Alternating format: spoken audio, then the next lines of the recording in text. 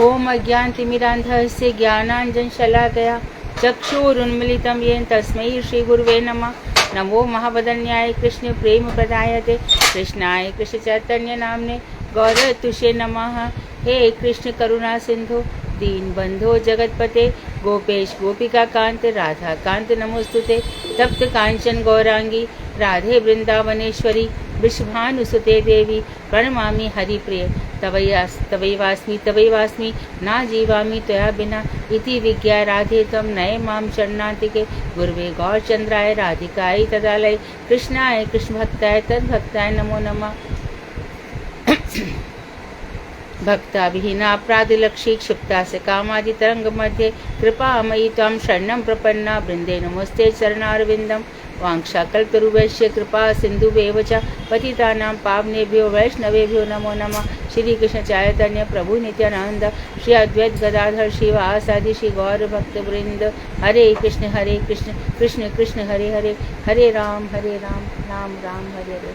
मैं सर्वप्रथम मध्य गुरु पाद्म पद्म परमाराध्यतम नित्य प्रविष्ट ओम विष्णुपाद अष्टोत्सत श्री भक्ति वेदांत श्री नारायण गोस्वामी महाराज मध्य शिक्षा गुरु पाद्म पद्म परमाराध्यतम नित्य प्रविष्ट ओम विष्णुपाद अष्टोत्तर शत श्री भक्ति वेदांत श्री भावन गोसाई महाराज के अभय चरणारविंद में अनंत अनंत कोटि धर्म प्रणाम कर उनकी अति कृपा की वांछा करती हूँ।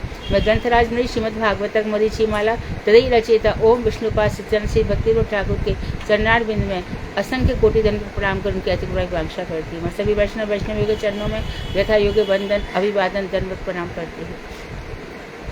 हमारा ये आज पुरुष सत्र प्रारंभ होगा जिसमें हम भक्ति के प्रतिकूल विचारों के साथ साथ भक्ति के अनुकूल विचारों पर भी डिस्कस करेंगे। और तो भक्ति में सबसे पहले वैष्णव नाम यथा शंभु, जो शंभु हैं, शम मतलब जो सबके कल्याणकारी हैं, भू मतलब जिनकी उत्पत्ति स्वयं हुई है।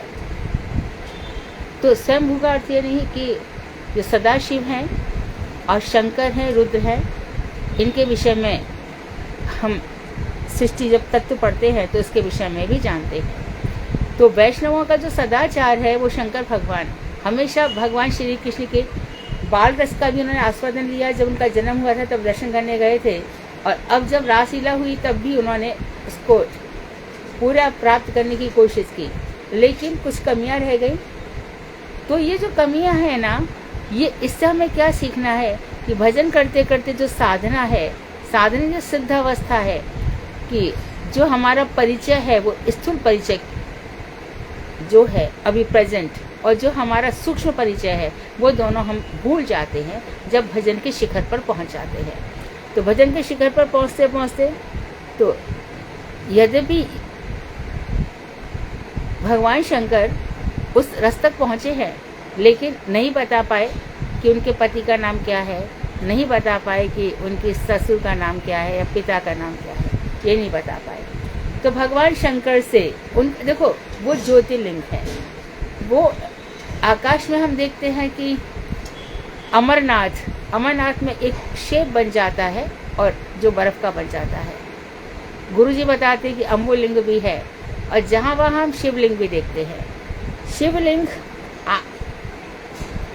इसके लिए भी विभिन्न मान्यताएं हैं, परंतु जो भगवान शंकर हैं वो भगवान श्री कृष्ण के अत्यंत प्रिय हैं, भगवान श्री राम के भी अत्यंत प्रिय हैं। अक्सर करके भगवान श्री राम इत्यादि के मंदिर जहाँ होते हैं वहाँ शंकर जी का भी मंदिर होता है, और कृष्ण के भी विशेष रूप से राम जी के मंदिर में। तो शंकर भगवान का जो अस्तित्व है वो कृष्ण को लेकर के है, उनकी स्वतंत्र भाव से पूजा नहीं है। ये पद्म पुराण में स्पष्ट किया गया। तो ऐसे जो भक्ति के ये अनुकूल विचार है। भक्ति का प्रतिकूल विचार क्या है कि कोई कह देता अरे भैया हमने तो वहाँ पे पढ़ा था कि शिव विरिंची शिव ब्रह्मा किसी को नहीं मानना चाहिए, मात्र विष्णु को ही मानना चाहिए। ऐसे में जो साधक है, नए नए साधक है, वो कंफ्यूज हो जाते हैं कि एक और तो आप कहते हो कि अन्य देवी देवताओं को मत मानो, एक और आप कहते हो कि भगवान शंकर हैं, फिर हम क्या समझे। तो पद्म पुराण में इसका सामंजस्य बैठाया गया कि शिव को स्वतंत्र ईश्वर न माना जाए, उनको भगवान श्री कृष्ण के अधीन माना जाए। इस तरह से साधक, जब सबका साधक का स्टेटस, सिचुएशन, सरकमस्टांसेस सबकी अलग अलग होती हैं, उसको उसी में से उठना होता है। कितने ही घरों में भगवान शंकर के सभी बहुत प्रेमी होते हैं, और उसी घर में एक बच्चा ऐसा आ जाता है जो चैतन्य महाप्रभु के शरणागत हो जाता है, तो उस समय उसको बहुत ताने वाने सुनने पड़ते हैं। उसको ऐसा लगता है कि वो बहुत गलत काम कर रहा है, कृष्ण से प्यार करके उसने बहुत गलत काम कर डाला। और कोई कोई जगह ऐसा होता है कि भगवान श्री राम के बहुत बड़े भक्त होते हैं, लेकिन वो शंकर जी का दास बन जाता है। और भगवान श्री राम तो स्वयं भी कह रहे हैं ना, शिव द्रोही मम दास कहावा, सोनर सपने मोहे ना भावा। तुम शिव से द्रोह करोगे, मेरे दास कहे जागे, ऐसा नहीं है। तो हम सभी को बहुत से ऐसे स्थान हैं, बहुत से मठ भी 2-4 ऐसे हो सकते हैं जहाँ पर शिव चतुर्दशी नहीं की जाती, लेकिन क्योंकि हम प्रभुपाद जी का अनुगत्य कर रहे हैं, हम जगन्नाथ दास बाबा जी महाराज का अनुगत्य कर रहे हैं, तो हमें शिवरात्रि करनी चाहिए। इसी प्रकार से आज हम सुनेंगे भक्ति के प्रतिकूल कौन से विचारों को छोड़ना चाहिए, भक्ति के अनुकूल कौन से विचारों को हमें, शायद प्रतिकूल हमारे हो चुके, अनुकूल ही रहेंगे। तो प्रश्न सत्र आरंभ किया जाए। प्रश्न आरंभ करें। सुधा। कृष्णा दीदी, दंडवत प्रणाम। जी दीदी। सुषमा दीदी ने बनाए हैं दीदी 2 क्लास के क्वेश्चन, और 2 क्लास के क्वेश्चन बनाए हेमा दीदी ने। तो हेमा दीदी आज क्लास में नहीं है, तो सुषमा दीदी पूछ लेंगी सारे क्वेश्चन और मैं नाम ले लूँगी। सुषमा दीदी। हरे कृष्णा दीदी। हरे कृष्णा दीदी। हाँ जी, आप शुरू करिए दीदी।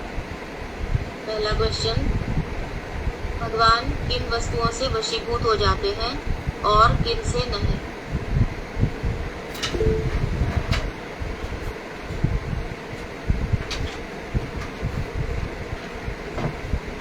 बोलिए पूजा दीदी, बोलिए। हरे कृष्ण जी, दंडवत प्रणाम।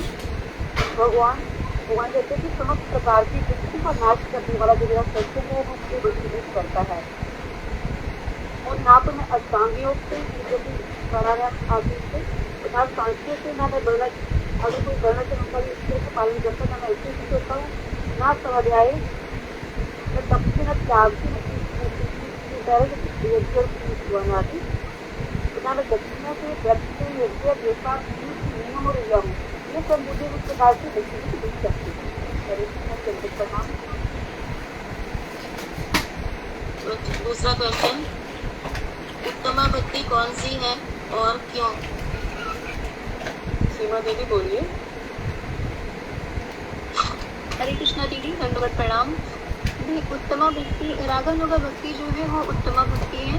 द्वैरी भक्ति उत्तम नहीं है क्योंकि उसमें भय रहता है और कृष्ण से प्रेम नहीं होता, इसलिए हमें रागानुगा भक्ति चाहिए जिसमें कृष्ण से प्रेम हो। ठीक है दीदी? ठीक है। हरे कृष्णा दीदी। प्रश्न 3, युग युग में सत्संग के प्रभाव से किन लोगों ने भगवान को प्राप्त किया था? शैला दीदी बोलिए।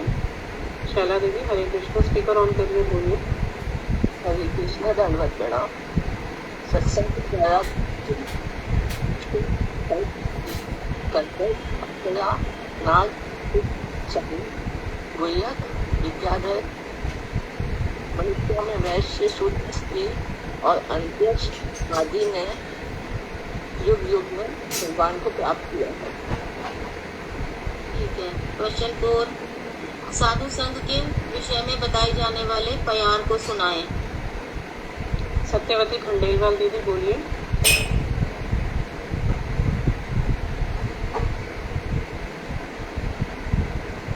दीदी स्पीकर ऑन करिए। जी। हरे कृष्ण, दंडवत प्रणाम। साधु संघ केवल इसलिए ना क्या? यही है। हाँ, ये पूरा थोड़ा सा माइंड से लिख हो रहा है। साधु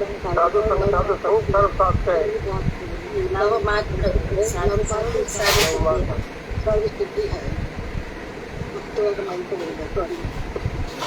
ठीक है। क्वेश्चन 6, साधु के प्रभाव से किन्होंने भगवान के श्री चरणों को प्राप्त किया था? नाम बताइए। एक क्वेश्चन मिस हो गया दीदी, क्वेश्चन नंबर 5 है ना, प्रधान साधु संघ, ये बोल दीजिए पहले। सॉरी। हाँ, प्रधान साधु संघ क्या है? आशा सोनी दीदी बोलिए। प्रणाम, दंडवत जी। प्रधान साधु संघ है वैष्णव जनों के अनुगत्य में श्री हरि कथा श्रवण करना, सत्संग का आश्रय लेना तथा साधु संघ में दिशा निर्देश प्राप्त करके अपने जीवन को उसी मार्ग पर चलाना। और साधु संघ से ही हमारी बुद्धि वेद श्रुतियाँ तप योग आदि का आचरण नहीं करती।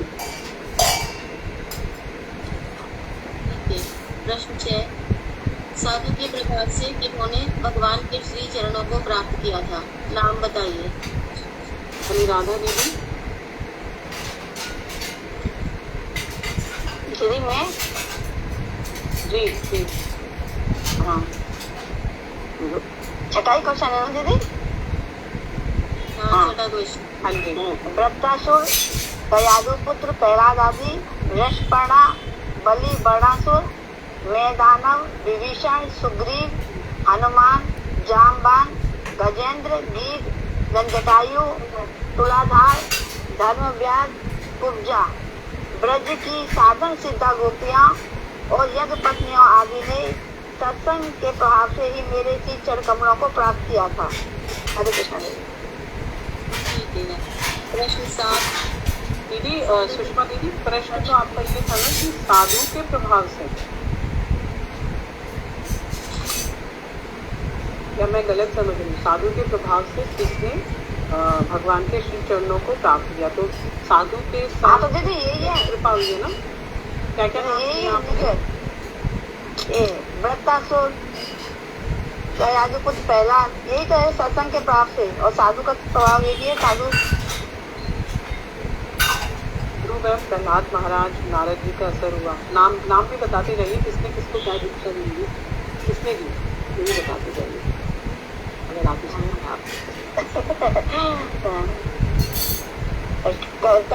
प्रहलाद को तो नारद जी ने दी थी, और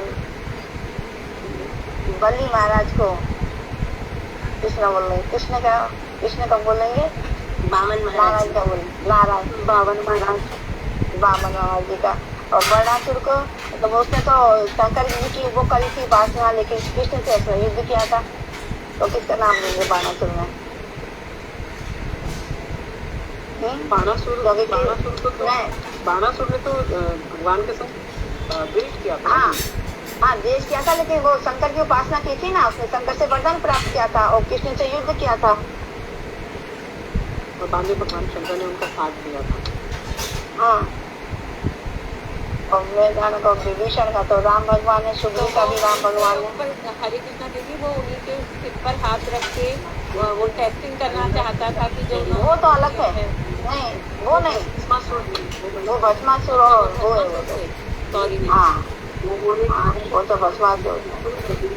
और मैं दानव ये राक्षस था, इसका याद नहीं आ रहा। और विभीषण का राम भगवान, सुग्रीव का भी राम भगवान, हनुमान का भी राम भगवान, जामवंत का भी भगवान, और गजेंद्र का नारायण भगवान, और गीत का भी भगवान राम। और तुलाधार दीदी कौन, इसका नाम याद नहीं मेरे को। तुलाधार की क्या लीला है दीदी? दीदी तुलाधार की क्या लीला है? जो सालिग्राम की बटिया लेकर के मांस बेचते थे, उनकी बात कर रही हो? वैश्य लिखा है और पुस्तक में लिखा है तुलाधार। और धर्म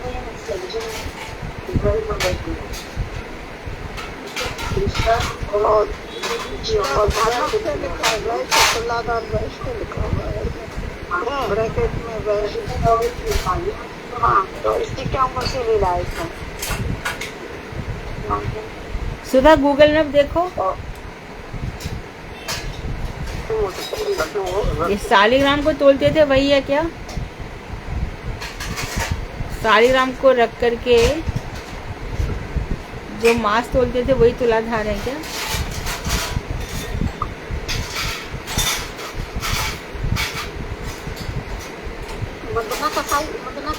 दोस्तों 289 पेज पे तुलाधार तो वैश्य लिखा हुआ है, वो 289 पेज पे तुलाधार वैश्य लिखा हुआ है। हरे कृष्णा। इसमें ये है कि एक तपस्वी वर्षों से तपस्या कर रहा था। जाजाली इस तपस्वी का नाम है। उसने इतनी घनघोर तपस्या की कि शरीर को अपने वृक्ष की तरह सुखा दिया, जैसे सूखी छूट मामले की तुलाधार वैश्य की कथा है। हाँ, फिर आगे क्या हुआ? आगे इसमें कुछ लिखा नहीं है, आगे तो कुछ बोलकर है, लिखा हुआ तो नहीं है। और दीदी आगे तो ये लिखा है दीदी, इसमें ये लिखा हुआ है कि वो व्यापार में लगे रहते थे और बहुत धर्मनिष्ठ और भगवत चिंतन परायण थे। उनकी समता करने वाला कोई नहीं था और अपने विहार को नियमित करके वस्त्र के स्थान पर वल्कल पहनते थे और मन प्राण आदि को रोककर योग साधना की बहुत ऊंची भूमिका में पहुंच गए थे। भूगोल खगोल आदि के विषय में उन्हें प्रत्यक्ष दर्शन होने लगे थे और उनके मन में यह अभिमान हो गया था कि मेरे समान कोई दूसरा नहीं है। तो फिर एक आकाशवाणी हुई कि महर्षि आपका सोचना ठीक नहीं है। काशी में एक तुलाधार नाम के व्यापारी रहते हैं, वे भी ऐसी बात नहीं कह सकते। आपको तो अभी ज्ञान ही क्या हुआ। इस पर जाजली तुलाधार के दर्शन के लिए चल पड़े। जाजली अलग है, तुलाधार अलग है।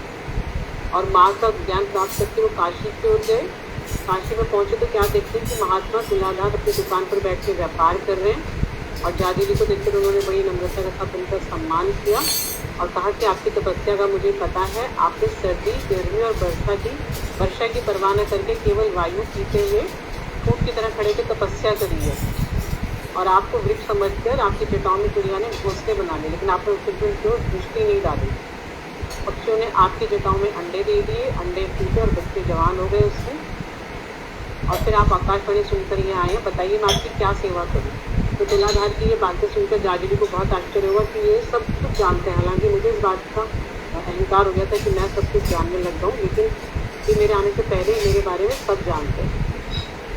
तो फिर उन्होंने बता रहे हैं, ये तुलाधार बता रहे हैं कि अपने वर्ण और आश्रम के अनुसार कर्तव्य कर्म का पालन करते हुए जो किसी का हित नहीं करते और मन से और वचन से सबका हित करने में रहते हैं, उन्हें कोई वस्तु दुर्लभ नहीं है। सारा जगत भगवान का ही स्वरूप है, इसमें कोई अच्छा बुरा नहीं है। मिट्टी और सोने में तनिक भी अंतर नहीं है। इच्छा द्वेष और भय को छोड़कर जो दूसरों को भयभीत नहीं करता, बुरा नहीं सोचता। ठीक है। और जो लोग सनातन सदाचार का उल्लंघन करके अभिमान आदि के वश में होते हैं, वे वास्तविक ज्ञान की उपलब्धि नहीं है। ठीक है, आगे। और दीदी धर्म व्यास का वो है, वो नारद जी ने वो पक्षियों को मार के खाता था, वो पशुओं को अधमरा करता था, उसको बड़ा मजा आता था।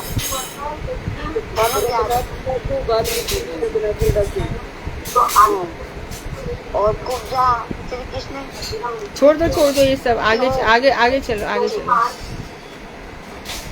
प्रश्न 7, संगति के प्रभाव के विषय में भगवान कपिल देव माता देवहूति से क्या कहते हैं? मोहिनी दीदी बोलिए आप। हरे कृष्णा दीदी, दंडवत प्रणाम। यहाँ पे कपिल देव माता देवहूति से कहते हैं कि जो असत व्यक्ति का संग होने से संसार बंधन रूपी फल प्राप्त होता है और वही संग यदि हम किसी साधु व्यक्ति से या वस्तु से करें तो हमें संग रूपी फल का उदय होता है। और बुद्धिपूर्वक अर्थात सोच समझकर, भले ही हम मन में क्यों ना हो, हम जिस किसी भी प्रकार का संग करेंगे हमें अवश्य ही उसका फल तो प्राप्त होता ही है। अज्ञानता से या बिना सोच विचार के जिस प्रकार का भी संग होता है, उस संग के ही फल की बीज की प्राप्ति भी होती है। प्रश्न 8, राजा निमि नवयोगेंद्र से क्या कह रहे हैं? बिंदु वाही दीदी बोलिए। हरे कृष्णा, दंडवत प्रणाम सभी को। राज राजा निमि जो है वो कह रहे हैं कि बचे जीवों के लिए अर्थात 84 लाख योजनाओं में से आया हुआ जो क्षणभंगुर मानव जो है वो शरीर को प्राप्त करके 84 लाख योजनाओं में से क्षणभंगुर मानव शरीर को प्राप्त करके करना बहुत दुर्लभ होता है, लेकिन भगवान के प्रिय एवं जनों का दर्शन करना उससे भी अधिक दुर्लभ होता है। प्रश्न 9, प्राणियों का आत्यंतिक मंगल किसमें है? सत्यवती चौहान दीदी। दीदी, ये निष्पाप आप हमें कृपा पूर्वक बतलाएं कि आत्यांतिक मंगल क्या है, अर्थात सर्वोत्तम परमार्थिक कल्याण किसमें है। इस संसार में आधे छड़कर साधु संग भी मनुष्यों के लिए महामूल्यवान है, धन है, अर्थात पारमार्थिक कल्याण को प्राप्त कराने वाला है। हरे कृष्ण दीदी। प्रश्न 10, कर्म कितने प्रकार के होते हैं, स्पष्ट करें। साधना दीदी। हरे कृष्ण दीदी, एक सेकंड में चश्मा लगा के फिर बोलती हूँ। तो दीदी कर्म जो है वो 2 प्रकार के हैं, श्रेय कर्म तथा प्रेय कर्म। वे कर्म जो कि कल्याण करने वाले हैं। ये कर्म नहीं होते, ये मार्ग है। श्रेय मार्ग और प्रेय मार्ग है। तो हम तो 3 प्रकार के हैं ना दीदी। हाँ। प्रारब्ध कर्म ये वाले। हाँ, प्रारब्ध में क्रियामान संचित और श्रेय और मार्ग, ये मार्ग है। मैंने दोनों लिख लिए थे दीदी, मुझे कंफ्यूजन था। संचित कर्म वे कर्म है जो कि हमारे एकत्रित हुए हैं, और प्रारब्ध कर्म जो हैं वो भाग्य तथा कर्म के आधार पर हैं, पुराने जो हमने किए हैं। तीसरे हैं क्रियामन कर्म जो कि हम वर्तमान में कर रहे हैं। ठीक है। और दीदी ये कर्म विकर्म अकर्म ये नहीं आएंगे इसमें, ये कर्म विकर्म अकर्म।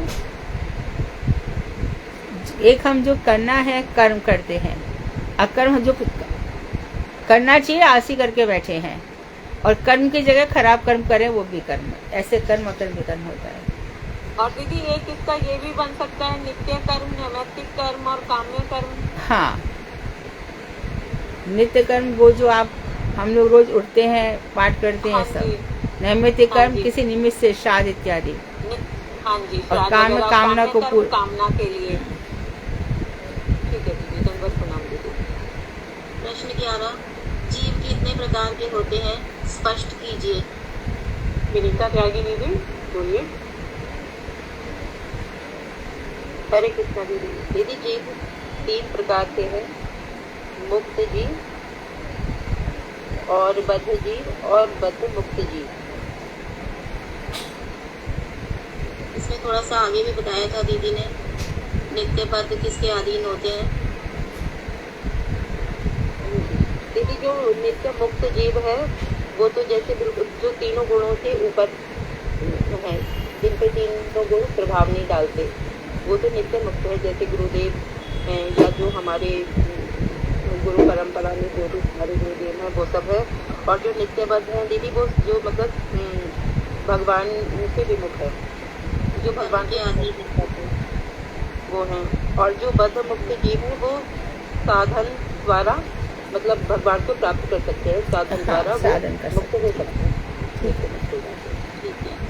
संग योग्य साधुओं के स्वरूप तथा तटस्थ लक्षण बताइए। शालू दीदी। हरे कृष्णा दीदी, दंडवत प्रणाम।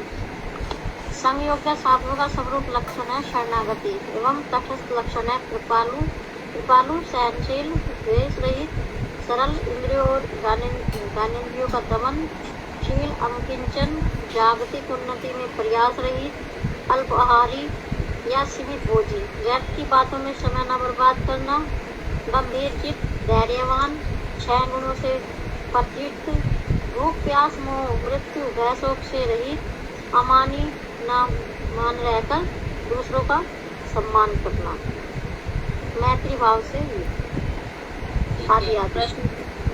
प्रश्न 13, संत स्वभावतः कैसे होते हैं। कामिनी दीदी आप बोलेंगी प्लीज। कामिनी दीदी। हरे कृष्ण। वो संत का स्वभाव वे कृपालु होते हैं, किसी के प्रति द्रोह नहीं करते हैं, सहनशील होते हैं, सत्य को सार मानते हैं और दिलदार होते हैं संतों का स्वभाव। और सम और सबका उपकार करने वाले होते हैं, कामनाओं के द्वारा गिरस्त बुद्धि वाले नहीं होते हैं, अर्थात उनकी बुद्धि कामनाओं द्वारा ग्रस्त नहीं होती है। वे इंद्रिय दमनशील होते हैं, सरल, अंतर्बाह्य से शुद्ध, अकिंचन, जागतिक, उनकी में प्रयास शून्य, सीमित भोजन करने वाले। ऐसे नहीं कि भोजन आया तो मतलब खाते जाओ, वो नहीं करते हैं। ये श्लोक 16 में से भी बोल सकते थे दीदी, हाँ जी, श्लोक 16 से बोल सकते थे। अच्छा अच्छा,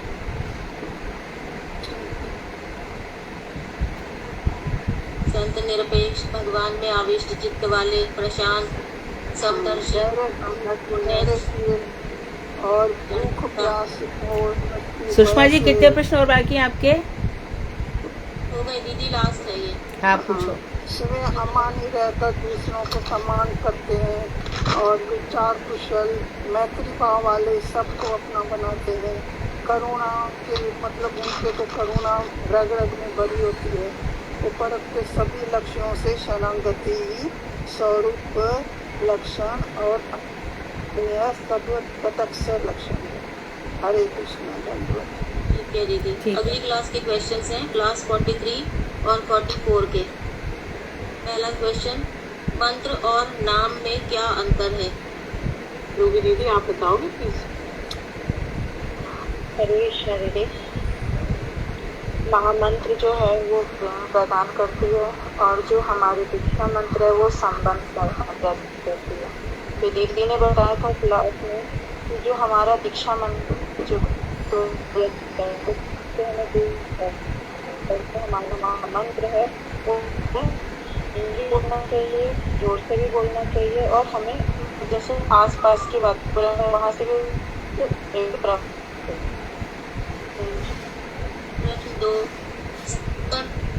के जीवन होता है। ललिता देवी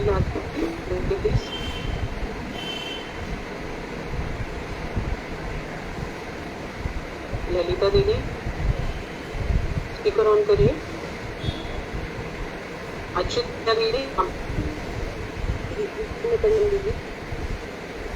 उदय होने पर केवल पहाड़ी आँख ही प्रदान करता है, किंतु साधुगण अंत में पक्षुदान करते हैं। दीदी ने बताया था कि पक्षुदान दिले से जन्म जन्म प्रभु से अर्थात अंतर्दृष्टि रूपी ज्ञान एक प्रदान करते हैं। इसलिए साधुगण की देवता आत्मा सब पे है। ठीक है। प्रश्न 3, कौन से देवता हमारी भक्ति को वर्धित करने के लिए करते हैं? दीदी आप बोलिए। दीदी मैं बाहर हूँ नवदीप में। नवदीप पहुँच गए आप?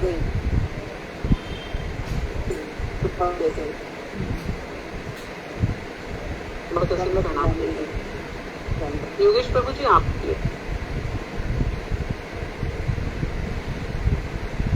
योगेश प्रभु स्पीकर ऑन करिए। आपने भी हैंड रेज किया था। गलती हो गई दीदी, नहीं आता मेरे को। अच्छा ये नहीं आता दीदी। शिवानी दीदी आप बोलेंगी। शिवानी दीदी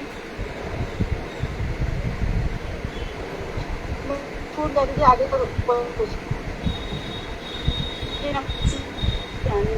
जो बोलिए। हरे कृष्ण धन्यवाद। दीदी ने बताया था भगवान वैसे तो और भगवान से प्रार्थना परिस्थिति को वर्धित करने के लिए। प्रश्न 4, ये सही है। ये शिव जी भी आए हैं क्या? दीदी ने बहुत तत्व के देवता और अहंकार के देवता भगवान के जाते हैं। तो बोलते कि धरती में अगर हम बढ़ गया तो आप ऐसे कहा था सुषमा दीदी। हाँ। अगला क्वेश्चन क्या दीजिए। प्रश्न 4, गुरु कौन है? बिमला बेरीवाल दीदी आप बोलेंगे प्लीज। स्पीकर ऑन करिए बिमला दीदी।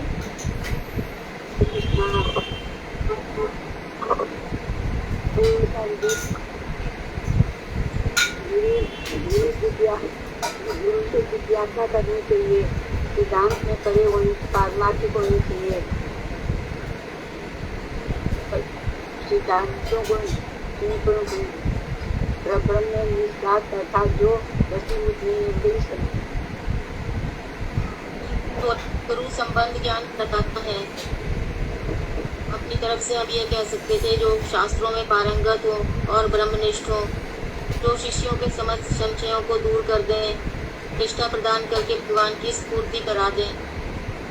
इसलिए भागवत में भी कहा जाता है कि तस्मात् गुरुम प्रपद्येत, और महाप्रभु ने भी कहा है यही कृष्ण तत्ववेत्ता से ही गुरु है।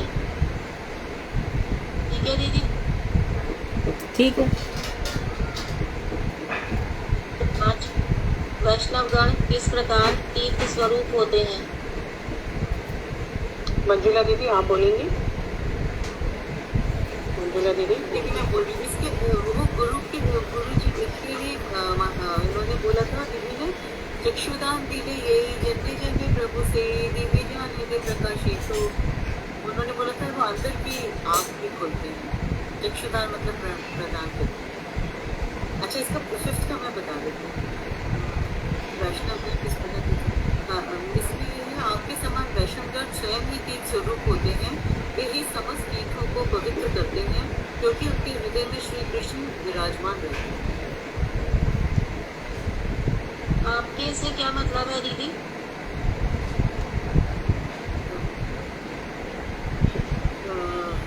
आप मतलब श्री विदुर जी, महाराज युधिष्ठिर विदुर जी से कह रहे हैं, है ना? हाँ हाँ। प्रश्न 6, वैष्णव संघ की तुलना किससे नहीं की जा सकती है? मृत्यु लोक में सर्वोत्तम मंगल क्या है? शीला दीदी आप बोलेंगे? शीला दीदी के नाम से जिन्होंने ज्वाइन किया हुआ, बोलिए दीदी प्लीज। आप मेरे को अभी ये नहीं था इसका। दीदी मैं बोलूँ? दीदी मैं बोलूँ? आप बोलिए आप बोलिए शिवानी दीदी। हरे कृष्णा दीदी, वैष्णव संघ की तुलना नहीं है।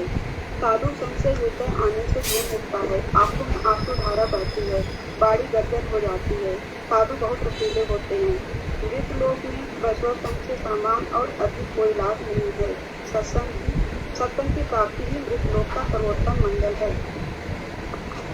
हरे कृष्णा दीदी ठीक है?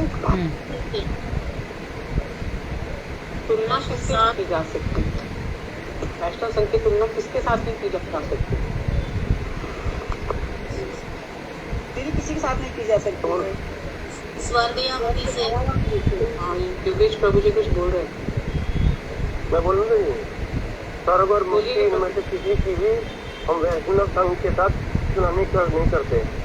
इस मुक्ति लोक में वास करने वालों के लिए वैष्णव संघ के समान और अधिक कोई लाभ नहीं है, अर्थात सत्संग की प्राप्ति मुक्ति लोक में सर्वोत्तम मंगल है। प्रश्न 7, वैष्णव के स्मरण से क्या होता है? गरिमा दीदी आप बोलेंगी? गरिमा दीदी के नाम से बोलिए प्लीज। वैष्णव के स्मरण से संपूर्ण ग्रह तत्काल शुद्ध हो जाता है। उनके दर्शन की स्पर्शन चरण चलते पाते तब में आदत एक जैसा मिलते हमें भगवत प्राप्ति होती है, भगवत प्रेम की प्राप्ति होती है। प्रश्न 8, श्री कृष्ण के भक्त स्थान स्थान पर विचरण क्यों करते हैं? भारती दीदी आप बोलेंगे प्लीज? भारती दीदी। हरे कृष्णा दीदी, दंडवत प्रणाम। अपने पूर्व जन्म किए गए कर्मों के कारण जो है ना जीव कृष्ण विमुख हो जाता है, तो वो कृष्ण विमुख जीव अधर्मशील और अत्यंत दुखित व्यक्तियों पर कृपा करने के लिए ही जो कृष्ण भक्त हैं वो स्थान स्थान पर विचरण करते हैं जीवों का कल्याण करने के लिए। ठीक है। प्रश्न 9, सांसारिक आसक्ति किस प्रकार मोक्ष का द्वार बन सकती है? किसी ने जिसको आंसर आता और अभी तक जो उत्तर ना दिया हो तो वो बोल सकते हैं, क्योंकि मैंने अभी तक सब अलग अलग स्पीकर लिए हैं, तो मैं फिर रिपीट करूँगी। आप बोलिए, जिसने अभी तक ना बोला बोलना चाहिए। बोलिए कामनी दीदी। जो संसारिक आसक्ति है वो निष्कपट साधुओं के लिए व्यर्थ हो जाए तो मोक्ष का द्वार बन जाती है। और समस्त कवियों का कहना है कि जो प्रसंग अर्थात आसक्ति आत्मा के बंधनकारी पार्श्व स्वरूप होते हैं। यदि वही निष्कपट साधुओं के लिए निवृत्त हो जाए तो मोक्ष का द्वार खुल जाता है। प्रश्न 10, श्रेष्ठ साधुओं के गुण बताएं। सत्यवती चौहान दीदी बोलिए। हरे कृष्णा दीदी, एक क्वेश्चन प्रतीक्षा युक्त सहनशील कारुणिक समस्त प्राणियों के सुहृद अजात शत्रु और शांत स्वभाव के दिव्य साधु ही साधुओं के भूषक स्वरूप अर्थात सभी साधुओं में श्रेष्ठ होते हैं। हरे कृष्ण। प्रश्न 11, भक्त अपने मन को किस प्रकार परिमार्जित करते हैं। मोहिनी खंडेलवाल दीदी। भक्तों का जो चित्त होता है वो भगवान में ही निमग्न रहता है और वो सहज ही मेरा आश्रय कर लेते हैं और वो भगवान की कथा वो बोल रहे हैं, मेरी कथा के द्वारा उनका मन निर्मल हो जाता है और वो उसी निर्मल मन से वो हरि कथा कहते और सुनते हैं। प्रश्न 12, भगवान कपिल देव ने माता देवभूति को साधु संघ की प्रार्थना करने को क्यों कहा है। पूजा दीदी बोलिए। प्रणाम। भगवान कपिल जी ने माता देवभूति को साधु संघ की प्रार्थना करने के लिए कहा है कि हे साध्वी, समस्त प्रकार के जो जागतिक संघ से रहित साधुगण संगदोष तथा असंगति सुरुचि दोषों का नाश करते हैं, अगर तुम उसके संघ की प्रार्थना करो। हरे कृष्ण। प्रणाम। प्रश्न 13, साधु पुरुष सामान्य लोगों के दोषों और गुणों को किस प्रकार देखते हैं। राधा खंडेलवाल दीदी। हरे कृष्ण जी, साधु पुरुष दूसरों के दोषों का कभी दर्शन नहीं करते, अपितु दूसरों में जो सामान्य गुण होते हैं उन्हें भी बहुत मानते हुए उनका सम्मान करते हैं और इसके विपरीत अपनी तो महज जन के प्रति दो दृष्टि है, यही उनके दुख का विषय है। प्रश्न 14, हमारे सारे संघ किस प्रकार के होने चाहिए। सत्यवती खंडेलवाल दीदी।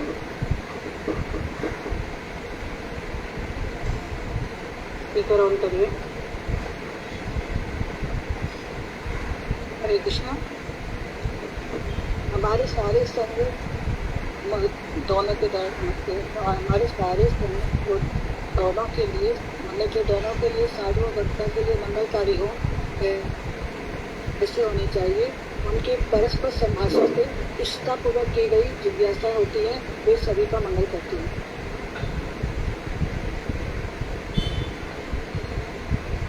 हरे कृष्णा। बता दिया आपने ये। हमारे संग किस प्रकार के होने चाहिए। ये 14वां है। ये 14वां। अच्छा, साधु पुरुष सामान्य लोगों के दोषों और गुणों को किस प्रकार दिखते हैं। साधु पुरुष दूसरों के दोषों को कभी दर्शन नहीं करते। दीदी हमारे सारे संघ किस प्रकार के होने चाहिए, क्वेश्चन ये है। 14वां है। हमारे सारे संघ किस प्रकार के होने चाहिए, मतलब साधु संगी होने चाहिए। स्वजातीय आशय स्निग्ध भक्तों वाला होना चाहिए। हरे कृष्ण। गणपति प्रथम जी ने बोला था हमारे सारे संघ जो साधु से होने चाहिए, ग्रंथों से होने चाहिए, मंदिरों से, वैष्णव से, तीर्थों से, ताकि तीर्थ में जाकर वहाँ भी हरि कथा सुने। सब हरि कथा परायण होने चाहिए हमारे सारे संघ। हरि कथा परायण होनी चाहिए। ये प्रश्न 15 जो है 3 प्रकार के जीव बताए, ये पहले हो चुका है तो इसको हम छोड़ देते हैं। प्रश्न 16 पूछ लेती हूँ। साधुओं का परस्पर संगम किसका तथा किस प्रकार मंगल करता है। साधना दीदी। हाँ, यही बोला था दीदी। दंडवत प्रणाम। साधुओं का परस्पर संगम श्रोता तथा वक्ता दोनों का मंगल विधान करता है। उनके परस्पर संभाषण में जो संप्रश्न अर्थात शिष्टता पूर्वक की गई जिज्ञासाएं होती हैं वे सभी का मंगल करते हैं। परस्पर साधु संघ में महत व्यक्ति के मुख से निकलने वाली कृष्ण चरित्र रूपी विशेष अमृत की नदियाँ चारों ओर प्रवाहित। ये तो अगले का हो जाएगा। 17वां। वो दीदी ने इसमें भी बताया था, फिर अगले में भी कुछ इसी तरीके से है। ऊपर तो वही है और फिर दीदी ने कहा था कि जब वो साधु चर्चा होती है, कृष्ण चर्चा करते हैं तो उससे अमृत की बरसात होती है, इसलिए बोल दिया मैंने। ठीक है आगे। प्रश्न 17 परस्पर कृष्ण कथा रूपी अमृत का पान हमें किस प्रकार करना चाहिए और उसका क्या फल होता है? विनीता दीदी, विनीता त्यागी दीदी। परस्पर साधु संग में महत व्यक्ति के मुख से निकलने वाली कृष्ण चरित्र रूपी विशेष अमृत की नदियाँ चारों ओर प्रवाहित होती हैं। जो इन नदियों के जल को गाढ़ कर्णों यानी कि अतृप्त और अभिनिविष्ट कर्ण कुहरों के द्वारा निरंतर पान करते हैं, उन्हें भूख प्यास भय शोक और मोह स्पर्श नहीं करते। प्रश्न 18 आत्मभावित भगवान श्री कृष्ण जब किसी पर कृपा करते हैं तब वह व्यक्ति क्या करता है?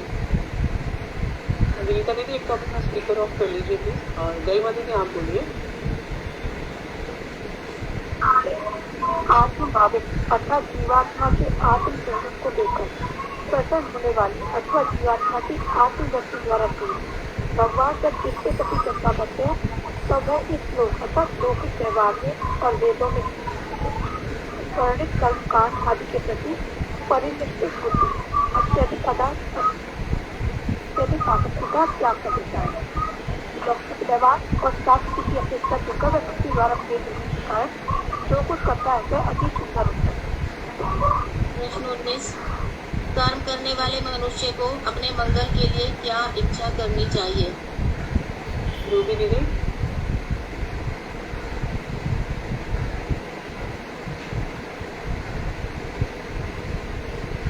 चलो एक परीक्षा दीदी, हम लोग जब तक आपकी माया द्वारा बसीभूत होकर कर्म करते रहेंगे तो संसार में भ्रमण करें तब तक कहेंगे भगवान आपके भक्तों का संचित ना हो जाए, क्योंकि ऐसा होने पर ही हमारा मंगल होगा। यानी भगवान कह रहे हैं कि हमारे भक्तों का भी संचित से हमारा मंगल होगा, अन्यथा और भी जो संसार के जो काम रहते हैं वो हमारा मंगल ही होगा। प्रश्न 20 जो व्यक्ति भगवत प्रेम को ही पुरुषार्थ मानते हैं वे किस प्रकार अपने कार्यों को करते हैं? शैला दीदी बोलिए।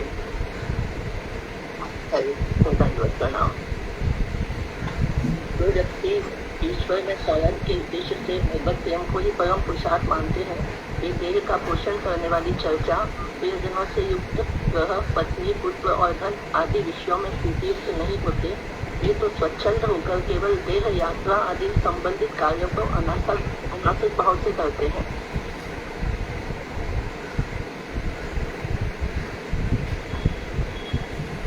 प्रश्न 21 जड़ भरत ने राजा रघुगण से भगवत तत्व ज्ञान के बारे में क्या बताया तथा इसे प्राप्त करने का क्या उपाय बताया है? जिसने अभी तक ना बोला वो बोल दें प्लीज। कोई देना चाहता है हमसे या फिर मैं नाम रिपीट करूँगी? हरे कृष्णा बोल दूं, मैं बोल दूं? 1 मिनट सत्यवती दीदी, कोई और अगर बोलना चाहे तो। मदन मोहिनी दासी दीदी आप बोलना चाहोगे? आपने अभी ज्वाइन किया है, लास्ट क्वेश्चन है ये। मदन मोहिनी दासी दीदी आप आंसर देना चाहोगे लास्ट क्वेश्चन का? हरे कृष्णा दीदी का प्रणाम। हरे दीदी अभी तो नहीं दीदी, जस्ट टाइम दीदी मैं दूँ उसका उत्तर प्रश्न का? हाँ आप दे दीजिए, आपका दीदी आप दे दीजिए। जो भगवान का अद्वैय ज्ञान है, यानी भगवान जैसा कोई नहीं, ऐसा ज्ञान ब्रह्मचर्य जैसे भगवान के साथ कनेक्शन जिसका नहीं है वो ब्रह्मचर्य कैसा, और गृहस्थ धर्म का पालन करने वाले भी अगर वो भी कृष्ण भक्ति नहीं करता तो क्या फायदा। जैसे दीदी ने उदाहरण दिया था कि सावित्री सत्यवान से शादी हुई पर यमराज आ गए, तो इसमें राजा रघुगण तो बता रहे हैं कि अनेक अनेक आप धर्मों का, चाहे संन्यास हो, अगर आप सन्यासी हो, संन्यास धर्म का पालन करते हो और आप कृष्ण के शरणागत नहीं हो, यानी जल में रह करके आप तपस्या करते हो, अग्नि को ताप करके तपस्या करते हो, सूर्य आदि को ताप करके तपस्या करते हो, तो इन सब कर्मों का करने का कोई फायदा नहीं जब तक आप केवल भक्तों के चरणों की धूली में खुद को स्नान नहीं करवा सकते। तो अगर हम भक्तों के चरणों यानी वैष्णवों के चरणों में बैठने से ही हमें ये सारा ज्ञान प्राप्त होगा। श्री कृष्ण की भक्ति हमें कैसे करनी है। प्रणाम धन्यवाद जी। हो गया प्रश्नोत्तर? ठीक है, जी दीदी, प्रश्न अच्छे सारे प्रश्न पूरे प्रश्न हो गए। अच्छे बने थे। सुषमा जी ने और हेमा दोनों ने प्रश्न अच्छे बनाए थे, अच्छे थे प्रश्न। श्रीमद् भागवत। मंजुला दीदी अपना स्पीकर ऑफ कर लीजिए प्लीज। हाँ हाँ मैं करती हूँ। भारती दीदी करेंगे दीदी। स्कंद नृत्य का सार चल रहा था, आधा भाग प्रोवाइड हो गया, आधा आज। भारती दीदी बोलिए। हरे कृष्णा दीदी, दंडवत प्रणाम।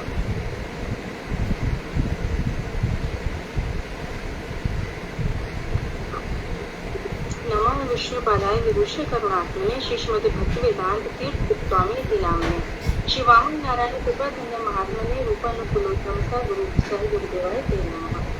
नमः विष्णुपदाय राधिकाय प्रयात्मने श्रीमद् भक्तिवेदांत श्रीलनारायण गोस्वामी इति नामने श्री कृष्ण लीला कथने सुदक्षम औदार्य माधुर्य आदि गुणश्चयुक्तम वरम वरेण्यम पुरुषम महांतम नारायणम त्वाम शेषा नमामि। नमः ओम विष्णुपादाय नारायण रूपिणी श्रीमती मधु गोस्वामी इति नामिने श्री वामन नारायण कृपा धन्या मनस्विनी राधा माधव कीर्तन निष्णातान नमोस्तुते।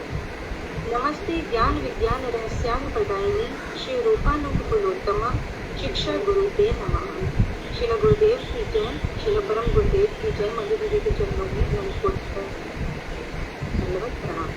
प्रातः स्मरणीय कारण करुणा बरनालय भक्त वांछा कल्पतरु गणित सुनिंदित पिताम्बरधारी श्री कृष्ण की शब्दमयी वाणीमयी वांगमयी प्रतिमूर्ति श्रीमद् भागवतम महापुराण को बारंबार प्रणाम है।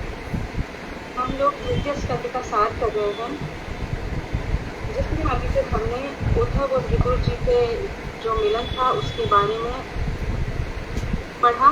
उद्धव जी ने कृष्ण की बाल लीलाओं का, उनकी मथुरा और द्वारका लीलाओं का भी संक्षेप में वर्णन किया। उसके बाद विदुर जी मैत्रेय ऋषि के पास गए और उनसे प्रश्न आदि किए उन्होंने। फिर मैत्रेय जी ने विराट मूर्ति की सृष्टि के बारे में बताया और ब्रह्मा जी की नाभि से गर्भोदृष्टाई विष्णु की उत्पत्ति हुई इसके बारे में बताया। उसके बाद ब्रह्मा जी ने भगवान की स्तुति की और आगे सृष्टि करने के लिए भगवान से सामर्थ्य प्राप्त किया और उन्होंने फिर काल के लक्षण बताए, 10 प्रकार की सृष्टि बताई, काल का निरूपण बताया और विभिन्न प्रकार की सृष्टियां कैसे होती हैं ये बताया। वराह देव के प्रकटे के बारे में बताया। फिर भगवान वराह देव ने जल मगन पृथ्वी का कैसे उद्धार किया। उसके बाद कश्यप और दीति का विवाह हुआ और दीति ने कैसे गर्भ धारण किया। फिर उसके बाद वैकुंठ का वर्णन, जहाँ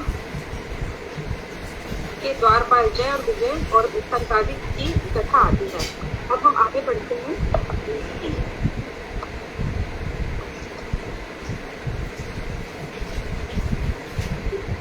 इसके बाद मैत्रेय ऋषि विदुर जी को हिरण्याक्ष और दीदी पेज नंबर बता देने। ये तो दीदी सार हो रहा है ना, तो आप समझ लो 17वां अध्याय से चल रहा है अब 85। ठीक, आप तृतीय स्कंद का सार ही निकाल लो ना, जो सार दिया हुआ ना आगे वो निकालो आप। मिल गया।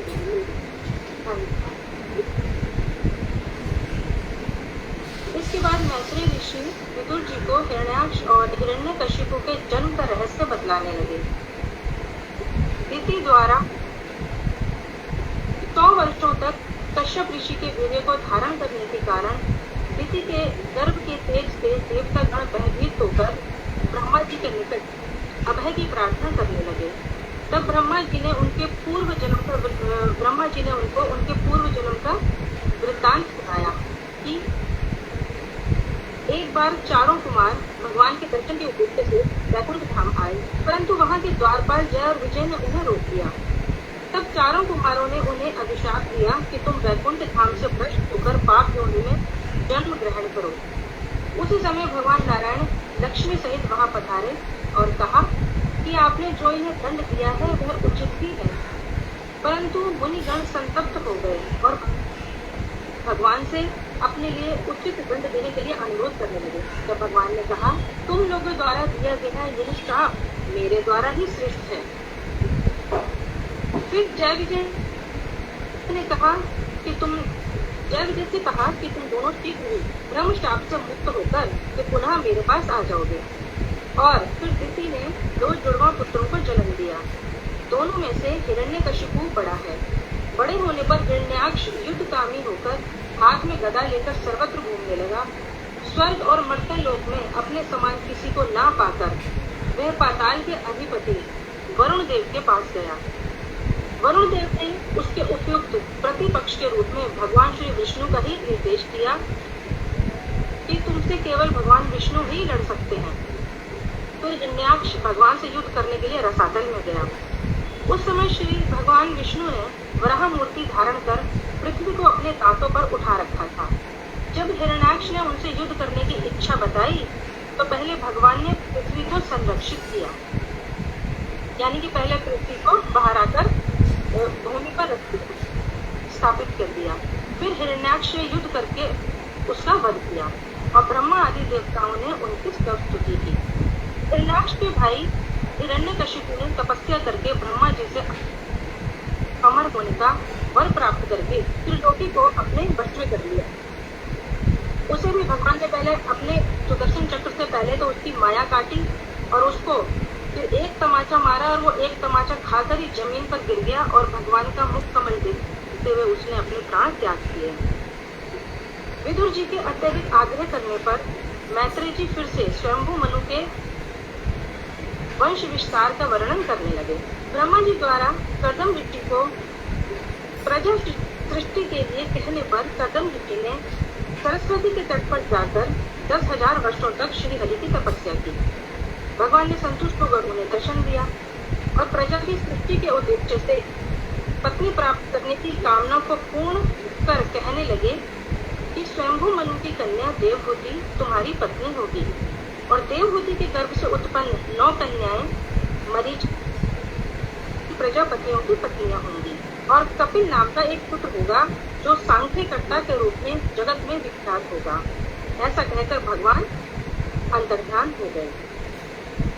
इसी बीच मनु और शत्रुपा अपनी कन्या देवहूति के साथ वहां उपस्थित हुए और महर्षि कर्दम से देवहूति को पत्नी के रूप में स्वीकार करने के लिए अनुरोध किया।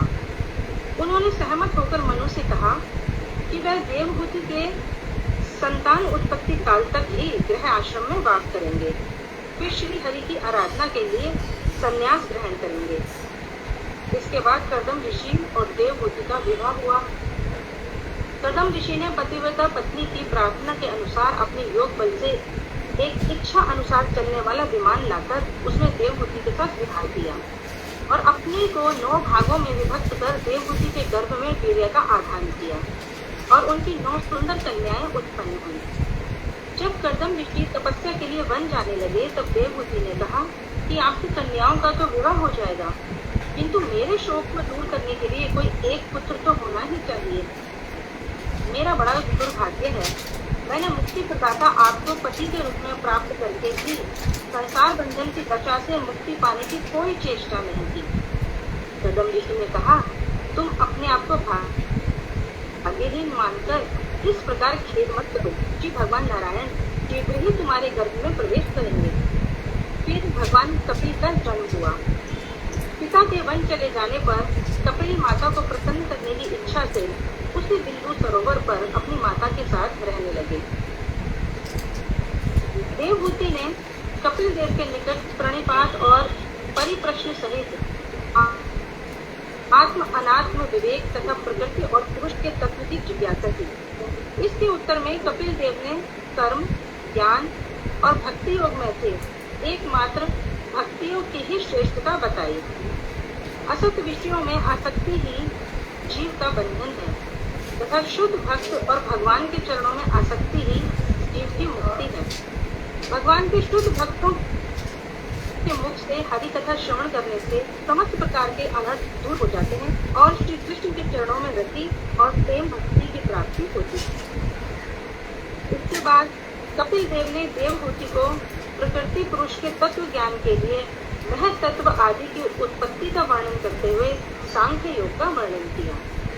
प्रकृति और पुरुष के वर्णन के प्रसंग में कहा कि शुद्ध जीवात्मा देह में रहकर भी प्राकृतिक गुणों के साथ निर्लिप्त भाव से रह सकता है। तीव्र भक्ति योग और वैराग्य के द्वारा क्रमशः आसक्ति दूर हो जाती है। इसके बाद भगवान कपिल देव ने माता देवहूति को प्रकृति पुरुष के विवेक से मोक्ष की प्राप्ति का वर्णन किया, जो कि मैं और मेरे के अभिमान के कारण ही जीव विवश होकर बहुत सी ऊंच नीच योनियों में भ्रमण करता है और फिर वह अपने कर्मों के कारण उत्पन्न सुख दुख को भोगता हुआ इसी संसार चक्र में घूमता रहता है। जो व्यक्ति भगवान, जीव और माया के परस्पर संबंध तत्व को जान लेता है तो वह मुझ में अपने चित्त को लगाकर मुझसे संबंधित मुक्ति को प्राप्त होता है और जन्म मृत्यु रूप आवागमन से मुक्त हो जाता है। भक्ति मिश्रित अष्टांग योग विधि के द्वारा जीव भगवत पद की ओर लगता है। जब साधक का मन योग अभ्यास से भली भांति निर्मल और एकाग्र हो जाए तब उसे भगवान श्री हरि की श्री मूर्ति का ध्यान करना चाहिए। वह अपने चित्त में भगवान के चरणार बिंदु का ध्यान करे और फिर धीरे धीरे ऊपर की ओर जाते हुए श्री मूर्ति के एक एक अंग का ध्यान करे। ऐसा करने से उसका चित्त भक्ति रस से द्रवीभूत हो जाएगा। फिर वह भक्ति योगी समस्त प्राणियों में परमात्मा को और परमात्मा का सब प्राणियों में दर्शन करता है। अतः भक्ति योग के द्वारा जीव के बंधन का कारण विष्णु की बहिरंगा शक्ति रूपा माया को विष्णु की कृपा से ही जीतकर अपने वास्तविक स्वरूप में स्थित हुआ जा सकता है। कपिल देव तामसिक, राजसिक और सात्विक के भेद से 3 प्रकार के सकाम और सगुण भक्ति के लक्षणों को कहकर फिर निर्गुण और निष्काम शुद्ध भक्ति के लक्षण कहने लगे। भगवान के गुण श्रवण मात्र से उनके प्रति जीवात्मा की अहेतुकी और स्वाभाविक गति ही शुद्ध भक्ति का लक्षण है। भगवान के भक्तों की भगवान की सेवा के अतिरिक्त और कोई अभिलाषा नहीं होती। वह अनायास प्राप्त सालोक्य आदि मुक्ति को भी स्वीकार नहीं करते। इसके बाद काल की महिमा बताई गई। काल सबका आश्रय है। यह विष्णु का ही एक नाम विशेष है। यह सबके अंतःकरण में प्रविष्ट होकर यह भूतों के द्वारा ही भूतों का संहार कर रहा है और यही सभी यज्ञों का फल देने वाला है। काल के भय से ही सभी कार्य होते हैं। काल के भय से ही ब्रह्मा आदि देवता भी इस विश्व की सृष्टि आदि कार्यों में बार बार प्रवृत्त होते हैं। यह काल ही पिता द्वारा पुत्र को उत्पन्न कराता है और मृत्यु के द्वारा सबका विनाश करता है। यह सबका अंत करने वाला है, किंतु स्वयं अनादि अनंत और अव्यय है। कपिल देव ने बहिर्मुख जीवों की चेष्टा और तामसी गति का वर्णन करते हुए कहा कि जीव अनित्य वस्तु में नित्य वस्तु का अभिमान कर उससे सुख प्राप्त करने की आशा करता है, किंतु फल में उसे दुख ही प्राप्त होता है। वह जो योनि प्राप्त करता है उस योनि में प्राप्त देह और ग्रह आदि में अत्यंत आसक्ति के कारण वह ग्रहव्रत हो पड़ता है तथा नाना प्रकार के दुख और कष्टों को भोग कर अंत में यम दंड प्राप्त करता है। भगवान कपिल देव आगे कहने लगे कि जीव के पूर्वकृत भोगमय कर्मों के फल से ही उसका गर्भवास होता है। 10 दिनों में वेद के फल के समान वह कठोर हो जाता है। उसके बाद मांस रूपी पिंड बन जाता है। सप्तम मास में गर्भस्थ बद्ध जीव समस्त अंगों से पूर्ण हो जाता है और ज्ञान उदय होने के साथ ही गर्भ यंत्रणा अनुभव करने लगता है और भयभीत होकर भगवान की स्तव स्तुति करने लगता है और प्रार्थना करता है कि फिर उसे गर्भवास का दुख ना भोगना पड़े। फिर 10वें मास में वह जीव गर्भ से बाहर आकर गर्भवास की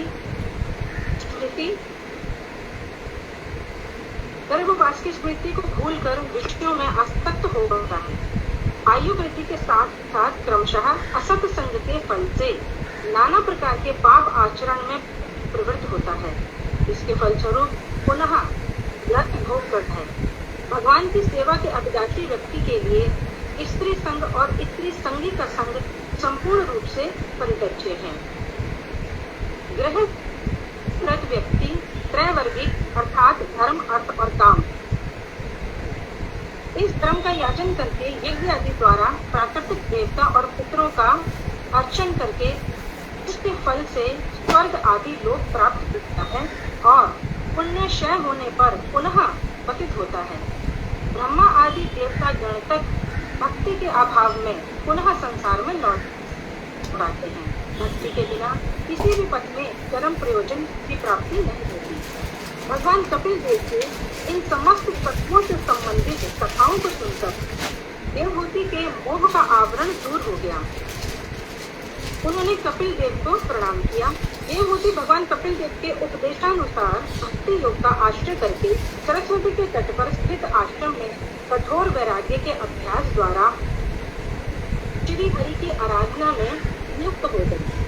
देवहूति ने जिस स्थान पर सिद्धि प्राप्ति की वह स्थान सिद्धिपद के नाम से विख्यात है।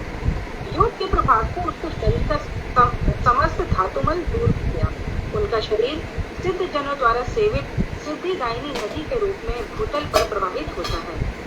श्री कपिल देव ने माता देवहूति को उपदेश प्रदान करके पिता के आश्रम से उत्तर की ओर गमन किया और फिर गंगा सागर के संगम में नित्य समाधिस्थ होकर रहने लगे।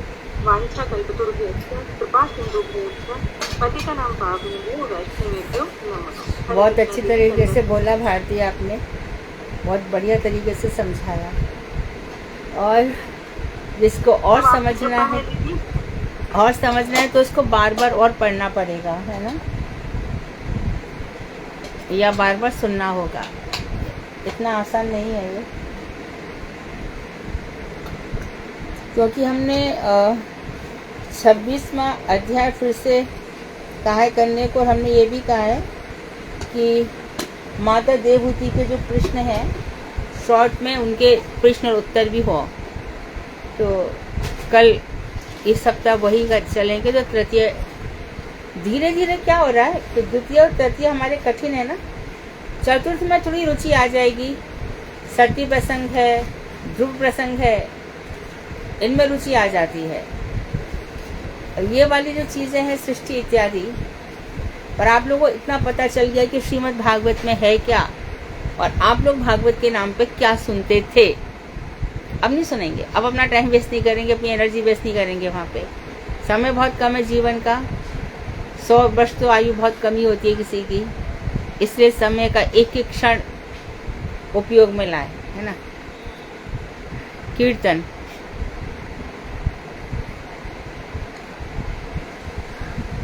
हरे कृष्णा दीदी, मैं करूँ होली का कीर्तन? गाओ गाओ गाओ भारती। हाँ जी।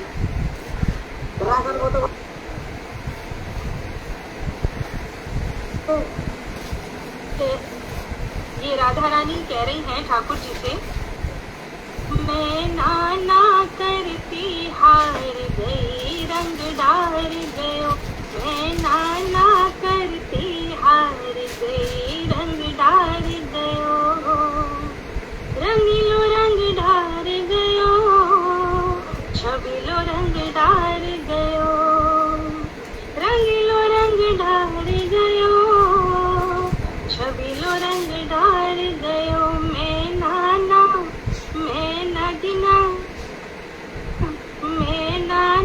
करती हार गई रंग डार गयो,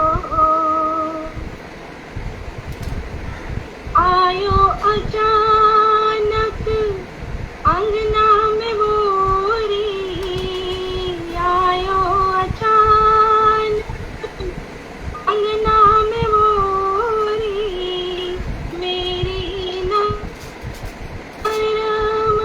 करैया मरोड़ी, मैं विनती कर हार गई रंग डार गयो, ओ मैं विनती कर हार गई रंग डार गयो, करैया रंग डार गयो, छबीलो रंग डार गयो, मैं नाना करती हार गई रंग डार गयो, हाथ जोड़े मैंने विनती कीनी, हाथ जोड़े मैंने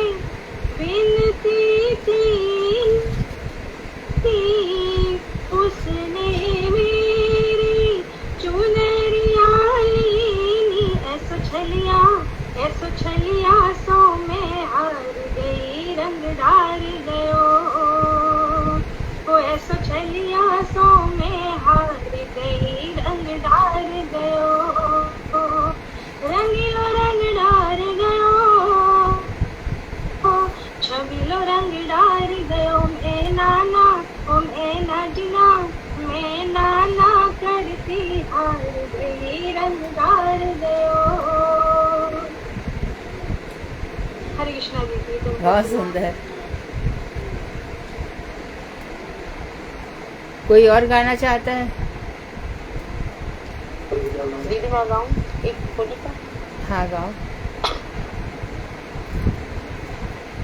होली खेल रही नंदलाल वृंदावन की कुंज गलिन, होली खेल रहे नंदलाल वृंदावन की कुंज गलिन में, वृंदावन की कुंज गलिन में, वृंदावन की कुंज गलिन में, होली खेल रहे नंदलाल वृंदावन की कुंज गलिन में।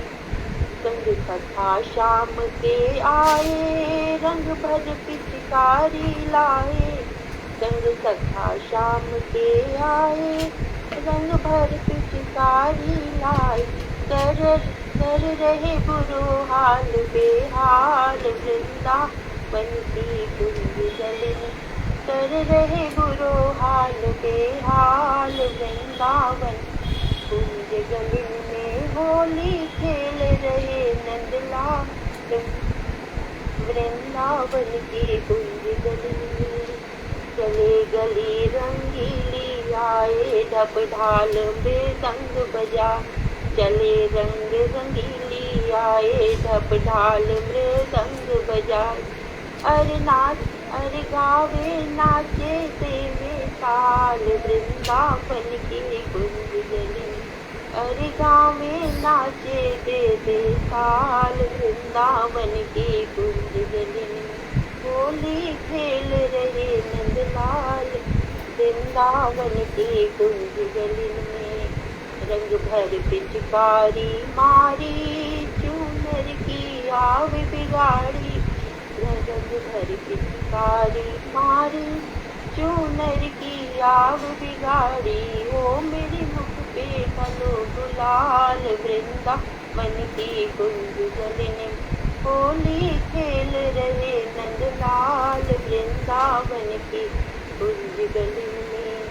छबिल के बनवारी, सब भक्त बजावे ताली, छबिल के वो बनवारी, सब भक्त बजाए ताली, अरे रंग डार रहे सब ग्वाल वृंदावन की कुंज गलिन, होली खेल रहे नंदलाल वृंदावन की कुंज गलिन।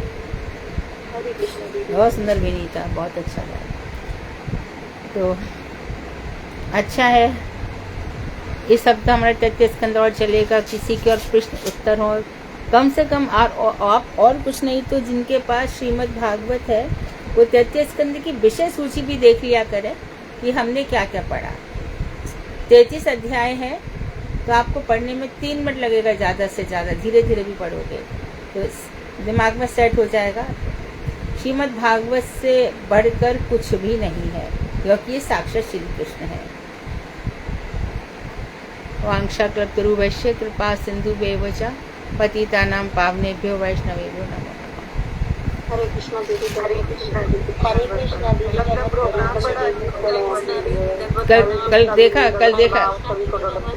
कल देखा था प्रोग्राम।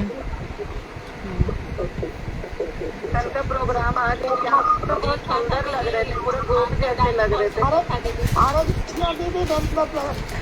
दीदी हरे कृष्णा। हाँ, फाल्गुनी के घर पे था। ठीक है, सभी लोग अपने अपने मैं तो इतनी खुश हो गई कि मैं कहाँ रह गई दीदी। मैं तो इतनी उसे देख के हंसती आई हूँ। मुझे तो इतना अच्छा लग रहा है दीदी को देखती रहूँ। तुम लोग भी अपने अपने घर पे होली के दिन ना तुम लोग भी भगवान को खूब फूलों से होली खिलाना है ना। मैं तो बहुत बार बार देखती हूँ दीदी, बार बार। हरे कृष्णा। दीदी आप क्लास लगती हैं, क्लास में तो दीदी इतनी सीरियस लगती है, लेकिन उस डांस को देख के तो लग ही नहीं रहा था कि आप इतने मस्त डांस कर सकती हैं। यहाँ पे तो इतना लगता है कि दीदी बिल्कुल सीरियस रहने वाली है। अरे मेरे गुरुदेव का कभी कोई मिल जाए वीडियो तो गुरुदेव बहुत अच्छा नृत्य करते थे। गुरु जी को देख के लगता था ना, जिन्होंने भी देखा होगा। अशोकनगर में आपने करा ना तो ऐसा लग रहा जैसे कितने राम उतर जाए। मुझे तो अभी भी ऐसे कल से तो 10 बार ही देखा होगा। श्रीमन महाप्रभु कहाँ पे रहते हैं, है ना? श्रीवास के आंगन में हमेशा रहते हैं। श्रीवास आंगन में, वहां पे जब जाओ तो अनुभूति करना। श्रीवास आंगन 1, शची माता के भवन में अर्थात उनके रंधन में, रसोई में। 2, राघव पंडित की झाली में, रोज जगन्नाथ जी में प्रसाद जाता है। और चौथा है नित्यानंद ठाकुर के नर्तन में। तो कुछ चीजें अभी हैं जो कि शुरू से चली आ रही हैं, जैसे कि श्रीमन महाप्रभु के लिए राघव पंडित की झाली जाती रहती है। और जैसे कि बरसाने में जो राधा बाग है, वहाँ का जो कुएं का पानी है वो किशोरी जी के लिए आज भी वहीं से ही जाता है स्नान के लिए। उसे कोई छू नहीं सकता, सब वहीं से ही। और वहाँ उद्यान भी है, पुष्प भी जाते हैं। इसी प्रकार जगन्नाथ जी में जगन्नाथ दास वाटिका है, वहाँ से पुष्प चयन होते हैं। बहुत अंदर की तरफ वो वाटिका है, लोगों से दूर रखते हैं। तो ये सब चीज़ें आज भी चली आ रही है। तो हम लोगों को ये परंपराएं मिल रही है धरोहर में, तो हम लोग भी भगवान से जुड़ जाते हैं हर त्योहार पर।